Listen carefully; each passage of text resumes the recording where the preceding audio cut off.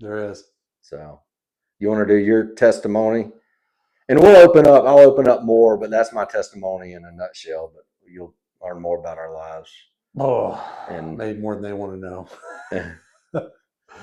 know. So mine started as young. I have a very addictive personality, yep, and me too. I love tobacco.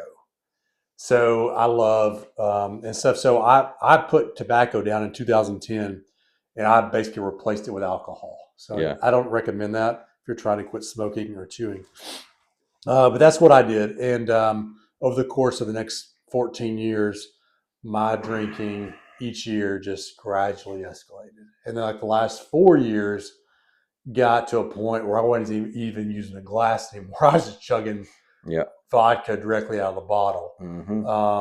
And I may have a beer in my hand, but that was just chasing down the shots I was taking after that. And so anyway, for those last 4 years, I had my own business, so I wasn't really chained to anything.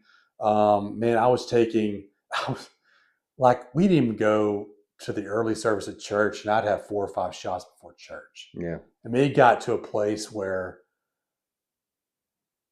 I mean, I knew. I mean, I remember even thinking, I wonder which one of my kids is going to give me a part of their liver. Yeah. And it got to that place where I'm thinking outside the Oh, box. I guess you could say, like, okay, which one is going to give me part of the liver because I'm destroying mine. I knew I was going to die soon. I wasn't Yeah. going to make it into my 50s. No. I was just hoping to get through the day, and I didn't have I had a great childhood. My families were in church. I just like to get high, and that's at the end of the day. I like the feeling of being high, and it wasn't like I was trying to drown a sorrow away. I had a good childhood and good friends and family It's life. a And deceptive comfort feeling yeah, that the enemy uses as a distraction to get you away from the end goal, yeah, eternal life. yeah. And and like I said in a previous podcast too, I knew if I was to surrender, Mm-hmm. I knew it was going to cost something. I knew that, and I knew what it was going to cost, and Yep. I wasn't ready. Right. Yep. So I think the Lord just allowed me to get to that place. So this was so I quit drinking in February 14th of 2024, and then 6 months later, my daughter had his travel soccer tournaments. We went up to the Carolinas, and we stayed at MC Suites, and they had a free happy hour. It's like, man, it's been 6 months. I can have one or two. Yeah. Went to a minor league baseball Bad game. mistake. We can have a couple of beers at the, I was like, I'm good. Within 2 weeks, I mean, I was back to handles of vodka, dude. Within 2 weeks of being sober, I was like, I can have, and that was the best thing that ever happened because that brought me to Jesus. Yeah. And during all this time too, I was doing these Delta 8 gummies you can get, and they're it's like a THC but legal. I don't really understand, but it's not good for you. But I was doing that because I couldn't sleep because of the drinking. Yeah. And I'd have the heart palpitations at night. My heart would race, like all this kind of stuff. I was like, oh, that's probably just I ate something bad. You're trying to rationalize the truth. The truth is you're drinking, and that's what's causing the heart palpitations. It's not you ate a bad. I had those too. Alcohol caused that a lot, and I was like, it's just anxiety or whatever. It's like, I sleep really good when I've been drinking, dude. You have no idea. You could break in my house right now, and I would never. I sleep so sound. That's crazy. Yeah. So anyway, so all that led up to. So it was a Sunday. My girls went to Texas and see my family. I stayed back to work. It was a Sunday, and I was passed out like at 2:00. I didn't go to church. I was passed out at 2:00, and I remember my wife calling me and trying to like see how I was doing. Yeah. I couldn't put a sentence together. I couldn't even say my ABCs. I knew what I wanted to say, but I couldn't get them out of my mouth. Right. And I remember I had to wait later in that day to even call her back. I made up some excuse. I can't remember what I said. Yeah. Something stupid and untruthful. And so the next day I again, this is Monday, did it again. And then it was Tuesday. I think it was July 2nd was the day. And I woke up feeling like absolute garbage again. I remember looking in the mirror and being like I don't recognize this person. Like, who are you? What's going on? I was so caught up in this addiction, mm-hmm. and it happened like so fast. Like I turn around, it's like I've been drinking like this for 4 years. You think, oh, just one more year. I'm young. It's like, Yep. I ain't that young. I'm in the third quarter. That's the enemy talking to you. You know what I mean? Yep. Getting in your mind. Just keep going. You're fine. You're fine. You're Yeah. And so July 2nd, I remember I hit my knees, and I said I knew this was going to be. I knew the Lord was coming. I was Yeah. like, Lord, I know you've been waiting on this for a long time, Yeah. and I think I'm ready. That's basically how I was like, Lord, you can have it all. And I said, here's the thing. I did put a stipulation on it. I said, if you can take this from me, I'll tell the world. Yeah. I'll tell everybody. Yep. I said, I promise that I said, if you can take this from me, I'll tell everybody it was you. Yeah. Yeah. And he did. So I am, Mm-hmm. Yep. and so I had to let it out. I had to let it go. And he started to, He knows our hearts. He'll take away stuff he answers the righteous prayer. You take Peter that denied Christ. You take Judas that denied Christ. Look at the difference. yeah, Judas never truly repented, right, and he ended up not living. right. Peter repented, said what you said pretty much. Yeah, Jesus told him, feed my sheep. yeah. Follow Said, me, man. do you love me 3 times to cover up the 3 times where he denied him.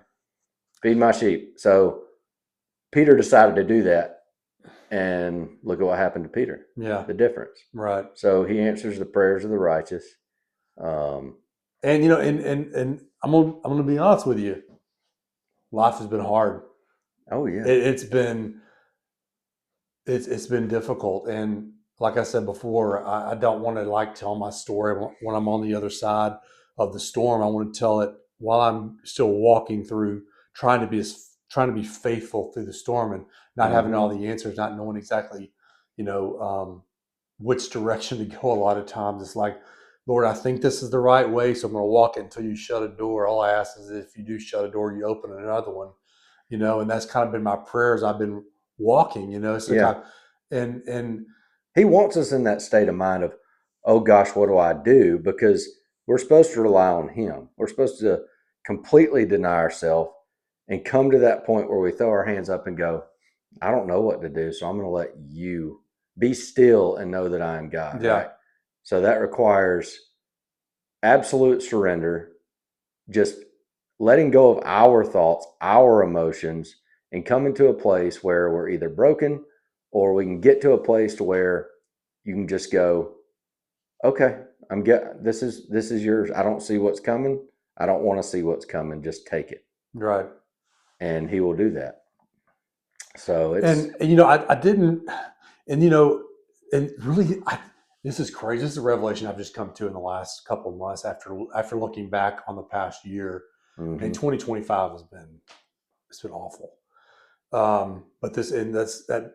So I'm looking back and I'm thinking, okay, the devil is doing this, the devil's doing that, and I'm looking back. I was like, I don't think the devil really was involved in that aspect. Like my business it started just not doing well. I'm thinking, oh, the devil's just after me, because after I committed to life with Jesus, man, I was giving out Bibles, I was doing, I was tithing, I was doing all this stuff, yeah, all these things that I feel like the Lord's leading me to do, and I'm like, I told you, I'm dedicating everything right. to you if you could take it. He held up his end of the bargain, and I was going to hold up mine. So I went all in with my business, did everything I knew to do, everything He's called me to do, right? Exactly. And stuff. And then I was looking back on it, I was like, well, why wouldn't the Lord bless my business better? Why didn't He do this? And why did He leave me lacking here? It was just my Egypt time. He's trying to get all the self-reliance on, because it's all me taking care of me and me taking care of my family. It's like, no. Yeah. This has always been me. Yeah. I just want you to realize that. This is like I hope it doesn't take 40 years, about 40 years through the wilderness kind of thing, get all the Egypt off of me, Yeah. Well, people don't realize we have a tendency to think, what's in it for me? What's coming down the pipe that is going to better me and my family? Or our prayers are geared towards us. Oh, all the time. When in reality, it's about Him. Yeah. It's about His will. But it's so hard as humans to do that. And the devil didn't get involved. Right. Until, and this is maybe a whole nother episode, I don't know, and you know about this, my encounter with a demon. Yeah, yeah. I thought that's where you were going. Yeah, and stuff. But that didn't happen. I don't think the devil was really. I don't think the devil was really ever really concerned with me, because I really was not doing anything for the kingdom. I was a stagnant, Mhm. lukewarm Christian who I may or may not have been saved. I don't really know before that time, but I definitely wasn't going to do anything for the kingdom of heaven. So I was like, okay, he can be over here doing his thing, live his life, pretending like he's doing something, He but has I'm you not really where concerned with he him. has you where he wanted you. Yeah, exactly. But so what happened is I did this. I fasted. And we've talked about this too. Yeah. I'd never fasted before. And I got to a place in my business, I was like, I have no other answers left. I'm just going to, this is like something that just kind of happened. So I went on a 3-day water fast. And for 3 days, I prayed and I read my Bible. Mhm. And that's all I did. And the Lord showed up in so many ways. And we'll go into that in a different podcast as well. But it wasn't until I was hitting my knees and praising the Lord when it was tough Yeah. that I think the devil interceded. He's like, okay, now he's figuring it out, Exactly. and that now, Yeah. so he started when I started like, Lord, I don't know what's going on. I don't know what your plans are for me Yeah. right now, but I give you, I live for you. Yeah. I promised you, Yeah. if you could take this alcohol from me, Yeah. that I would serve you forever. Right. And that's why we're here today. Mhm. And I said, so I don't know what's going on. You can break me. You can take me through the wilderness, do whatever you want. I am yours. Yep. And I give you all honor and glory, and I give it to you. And then the devil just, I mean, dude, I'm talking about unleashed on me and my family, like in ways you would never believe me. It was so supernatural.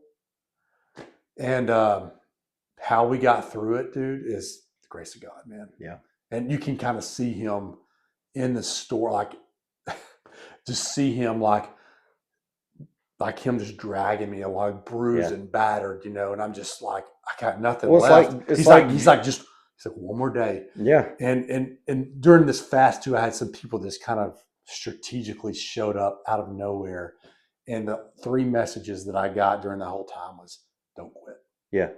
I know you want to quit. Don't quit. Look at Job. Don't quit. When Job Don't hit quit. rock bottom, there was people coming up to him, his wife, and people like, Job, just curse God and die.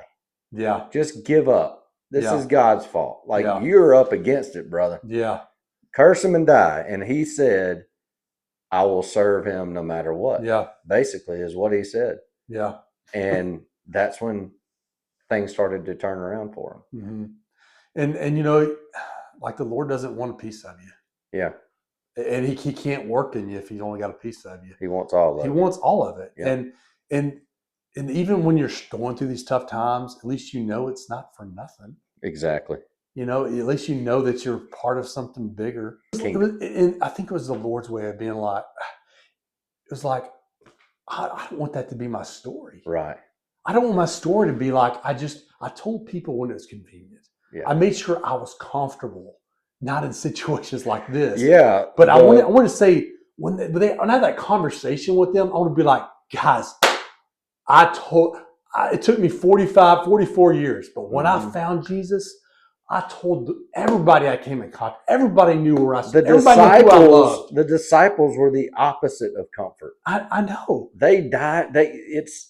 It's such a deceiving thing from the devil. He is constantly wanting us to feel comfort and whisper that thing in your ear of, oh, you're not good enough to talk to that guy. What if you stumble your words? What if you forget that Bible verse? So were we. Yeah. And I was like, they just hit hard. Like I'm just ordinary. They said we were just ordinary guys. Yeah. That's a fisherman. That's a tent maker. I mean, we're ordinary people too. Yeah. It's like you can make change for the kingdom if you're just willing to 100%. just share your story. Exactly.